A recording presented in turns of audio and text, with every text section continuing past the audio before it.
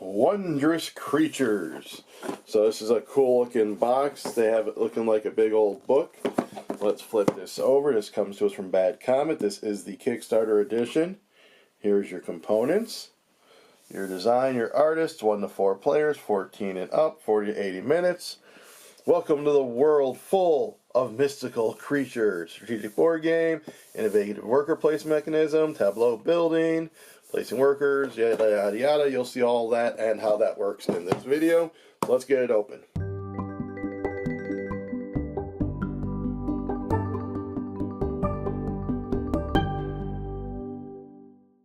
Alright, so as I said, this is the Kickstarter edition, so there are going to be some like extra stuff, like we'll show you. Here's the Kickstarter pack and the board, and then I got some expansions in here.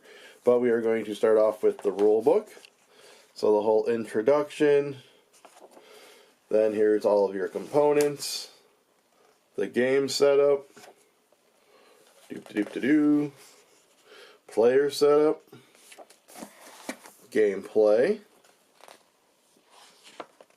crew placement, game structure, basic actions, more of that, and crew placement rules, discovery, wilderness, playing a card, what the creature cards are, what they all pertain to, eggs, the recommended reserve layout, completing an achievement, there's those, recharging, which is basically bringing your worker back, your free actions, using a butterfly net, end of the game, the solo mode where you play against Tingent, there's Tingent, Tingent actions, Tingent card icons, Tingent track icons. You can see all this today as I released a solo play in addition to this video. The optional scenario modules, I did not do one of those. Here is the appendix for all the creature cards and captains and so forth. And then your main achievement cards, tracks, basically rewards and iconography. Alright, so let's go ahead and get these captains open. So I believe, if I remember right, these are the captains from the Gargantuan Beasts expansion. So we have Ash, Morgan, Nathaniel, and Rabble. This explains the captain board of William, which is a special one. Your Kickstarter pack basically came with alternate crew member animals and William. Here are more captains. This one I can get open a little bit easier. So on the back of these are the Tingent boards. They have 2 for each, so you're not restricted to who you can use when you play. Octavia, Cabot, Macus, Freya, Samuel, Helena, Marie. There's Tingent, where you can play as a playable character, and then that special one, William. So let's just kind of toss those in the box lid for now, kick all that off so we can get this big old board opened up. Well, first we'll start off with the board top. So you're going to put your egg supply there, your nuts, your magic. There's the card display and the discard. And then a bunch of stuff in this box. But let's go with this board first, which is double-sided based on player count. So this is your 30 and 4 player side. And then your 2 player side, you'll see the map is a bit different. We're just going to leave that out here for now. We have this bag with all of the eggs in it. These are a specific amount of the eggs because you use this to see the board with eggs. So you have to have so many of each of those. So then here are all those excess eggs. Here are your nuts and your magic. Again, this is all upgrade. I believe the eggs are all punch board and all these are punch board in the base game. And these are also punch board in the base game, but we have these are metal trophies. Then you have Tingent's Automa target things. Then I have all of the creatures together, the extra ones and the base game ones. And then I gave them their little score tokens. Look at all these, and then can I get a picture? There we go. That actually has a magnet in it. Then when you see the how to play, you'll see that your captain actually sits on the one that's got the magnet, and that becomes your magnet or your captain meeple. Your captain worker, your captain creature, however you want to call it. So there's all of those. This is for 4-player. These ones go over that top part right there. Then you have the player boards. They're all just different colors, but they're all the same. So there you go, double layered. This is the gargantuan beast stuff, so your captains and your little tracker markers. Here are the various captains and a separate type of animal that you can be. Get those poured out, and then actually I can show you the magnetize. So there's that, and then your worker just boop and magnetize. So these are all the different captains. There is Tingent. And then in here you have your discovery tiles. These will be getting placed out on the board on those water spaces. Your time tracker, and then these are the ones that let you know where you put out the eggs. And then we have cards upon cards upon cards that I'll get laid out here in a minute. Alrighty. Alright, as you can see, there is a massive amount of creatures in this game. So let's zoom up here and start taking a look at some of these. So when you get down closer here to me, I'll show you some of the stuff in regards to it. So anything with a red seal is end of game points. Lightning bolt means it happens right away. Little bell means at the end of the game. This little energy symbol means it gets energy and you spend the energy to do stuff. The little time tracker means when you do a recharge action. Then you have their biome, you have their creature type.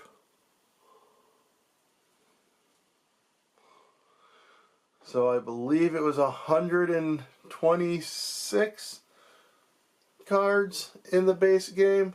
And then there is those expansions, like that Gargantuan Beast does add a few more cards to the game. So you do have a ton of variety in all of the cards. Going up another row. And I believe we'll be coming down another column.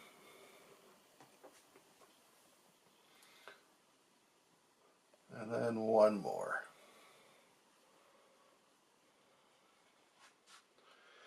So there are also cards that are goals in the game. I'm not going to show you those. I figured this is enough cards to satiate your card fancies. Alright, let's get to that how to play. Here we are in the process of setting up for a 2-player game of Wondrous Creatures. You are going to be shuffling up the deck and laying out a display of cards. You're going to put the excess eggs there, energy there, nets there. I only have 2 because at most you can have 3, so I just have it set up for just my play. You're then going to shuffle up the discovery tokens, put 3 in the display, put your time marker out there. Each player puts their score marker on the ship, put some score tokens there that they can collect. You're going to put out trophies based on the number of players, in this instance 10. You're going to create the goals. There are these brown goals, which are the main goals. You're going to put those, choose 3 of them, put them on the correct side. You are then going to deal out 2 of these multi-species goals. You're then going to grab the single species goals, remove any of the species cards that are shown on there, shuffle remaining 3, and put 2 of those out. So you will have 6 different species between the 4 cards. Then to finish it up, you are going to take the time tokens, shuffle them up, draw 2 of them, which will denote a symbol. You are then going to grab this bag that's got 5 of each eggs in it. You're going to draw out eggs, putting them on spots that match that symbol. So there, like so. You are then going to take the 3 other time tokens, shuffle them up, and place them on these yellow outline spots there, face down. Let's reshuffle those up, putting them face down. You're then going to take these other 2 that you used, mix them up, and again, face down on the remaining 2 spots. Each player is going to grab a player board, their achievement markers, 3 workers. They're going to be choosing a captain, grabbing the captain meeple, putting it on their magnetic meeple, gain a net, putting a lock token on their special ability, grabbing markers to go in the 1 spot of each resource, and then the player aids. Then each player will get 8 cards, choosing 4 to keep and discarding the rest. And with that, you are ready to play. Players are going to be taking turns going back and forth, taking 1 basic action per turn, possible free actions, until all of the trophies are depleted.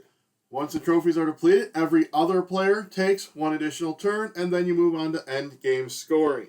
For your actions on a turn, the first thing you can do is you can place a crew member. You're going to place a crew member straddling through 2 different spots. Placing on these areas are free. Placing on the mountains are going to cost you a resource. It's just 1 resource whether or not you straddle 1 mountain or do both. This is denoted right here. And you cannot place your creature on the water. When you place your creature out, if there is an egg there, you will grab the egg and you'll place it on your egg board, getting the bonus that is depicted there. Any of these brown scores happen immediately. Red scores happen at the end of the game. And when you put your egg in, make sure to put it on hatch side up. That is the hatch side.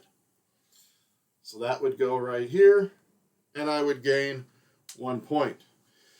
You then are going to look at the biomes that are surrounding you. In this instance, it's 2 of the flowers. You have 2 choices. You can take 1 of the resources that's depicted, or you can take a card from up here that is for the biome that you are at. So for instance, this goat tan has the flower up there, and you can choose differently for each biome. So I may take 1 flower and choose to take 1 goat tan. The display is not refilled until the end of your turn. The next option you can do is you can play a card, and when you do the play a card option, you can play up to 2 cards. When you look at the cards, you're going to see a couple different things. This is how much they cost to put out. So this Florital costs 1 fruit and 1 mushroom.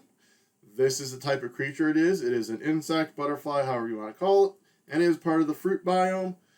The lightning bolt means this is a instant effect, which is this is hatch 1 egg to gain 1 egg of your choice. And then this is endgame scoring. Another option is these ones with the bell.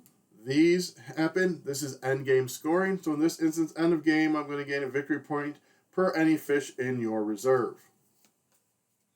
And you can tell that by the symbols up there and for the eggs. You have these energy cards. They show an amount of energy here. When you play them, you're going to grab energy from the supply, place it on this card. Then, as a free action, you can discard an energy to do what it denotes on here, which is discard 1 energy above to gain any 1 resource, then convert any number of 1 type of resource with another resource. Then finally, you have these with the little hourglass. These are going to trigger when you take a recharge action. So this says when recharging, draw 1 card, then gain 1 egg of its species. So, for an example, if I did decide to play a card, I can play this Florital. I would spend a mushroom. I would spend my fruit. I would place them out. And then I'd do the instant one of hatching my egg. Then grabbing an egg of my choice. we'll go ahead and grab the butterfly, placing that on here, which shows a symbol of grabbing one card from the market of my choice.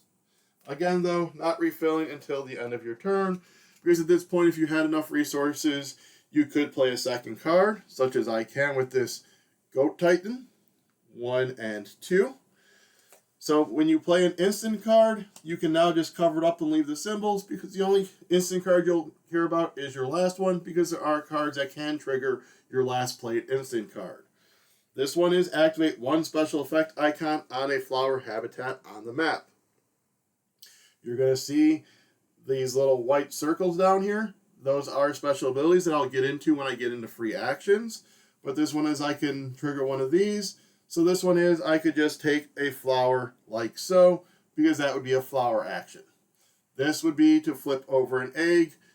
There are other icons that are depicted in the rulebook. So that is a play a card action. The third option you have is to complete an achievement. To complete an achievement, you need to accomplish what is depicted on there. So, for these top 3, it's whoever does it first. Whoever has 8 eggs, they need to be unhatched. So this would need to be this way. Then, if you accomplish this one, you will flip over, hatching all the eggs you used to accomplish this. This one is having 6 of the same biome in your area.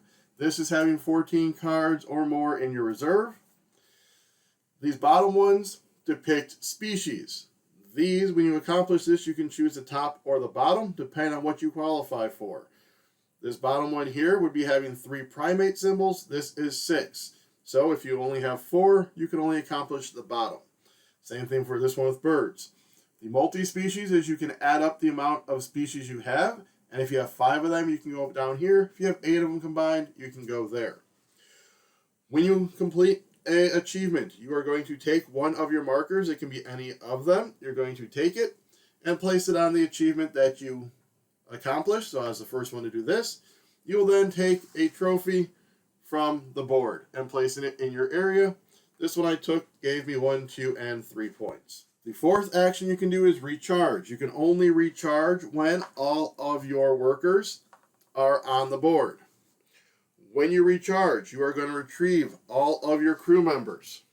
You are then going to advance the time tracker and do what is denoted on there. In this instance, if there is this time token, you are going to flip it over. You are going to grab the egg bag, and you're going to add eggs on that icon, just like you did at the beginning of the game. And then in this instance, you will get a net. In the instance of this icon, you are going to get a net, and then you are going to sweep the display. It shows 2 broom symbols, so you're going to sweep both sides. If there's only one broom symbol, you choose the left or the right. You remove all cards that are there, and then refill it. So in this instance, we discard all 6 and put out 6 new cards. You are then going to discard cards from your hand until you have only 5 left. That is the only time the hand limit comes into effect, is that specific time of the recharge phase. Then after that, you are going to activate any recharge cards in your hand or in your display. So if I had been like this, I discard down to 5, I have 5. This one is when recharging, draw 1 card, then gain an egg of its species. I now have 6, but that doesn't matter because I am past the point of having to discard down to 5. There are 2 free actions. One I've already gone over, and that is if you have a card with energy on it.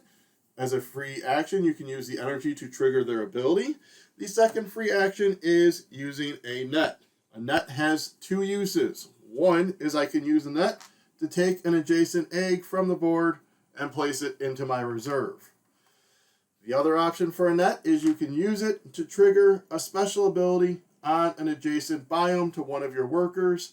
So in this instance, if I had my egg flipped over in the hatch side, I could use this to flip my egg.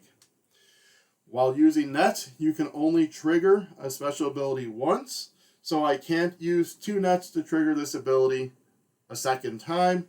However, if something else in the game allows you to trigger a flower ability, such as that card that I played earlier, then you would still be able to trigger it. So had I used a net on this one to flip over an egg and then played this card, I would still be able to use this ability because it's based off of the card and not the net. The score track has various icons around the board. When you're going down, when you get to 5, 25, and 40, you are going to choose one of these discovery tiles over here and then place it on the board on one of the water spots, getting the egg if there is one. At 10, 15, 20, 35, and 45, you will get a net. At 30 and 50, you will just take a trophy without putting out an achievement marker. And then if you wrap around and pass those again, nothing else happens.